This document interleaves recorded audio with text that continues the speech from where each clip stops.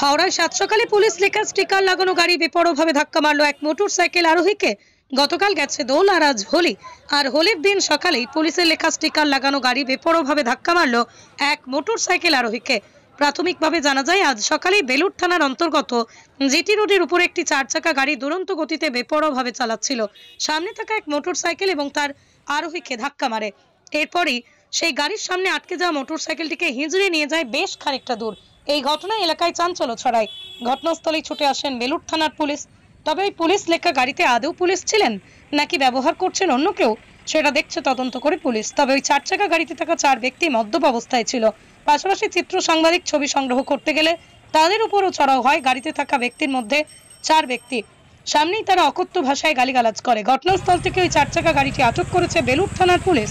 Motorcycle আরোহীকে প্রাথমিক চিকিৎসা করবার জন্য টিএন যশোর হাসপাতালে পাঠানো হয়। তবে জিজ্ঞাসাবাদ করে চলছে কারণ ওই পুলিশ লেখা গাড়ি ব্যবহার যারা করছিলেন তারা আদৌ পুলিশ কর্মী ছিলেন কিনা, নাকি পুলিশের স্টিকার ব্যবহার করে তারা অসামাজিক কাজের সঙ্গে যুক্ত ছিলেন, সেটা নিয়েও প্রশ্ন তুলছে। কারণ দোলের দিন মধ্য অবস্থায় পুলিশ লেখা গাড়ি নিয়ে যারা ঘুরছিলেন তারা আদৌ পুলিশ কর্মী কিনা সেই নিয়ে প্রশ্ন উঠছে।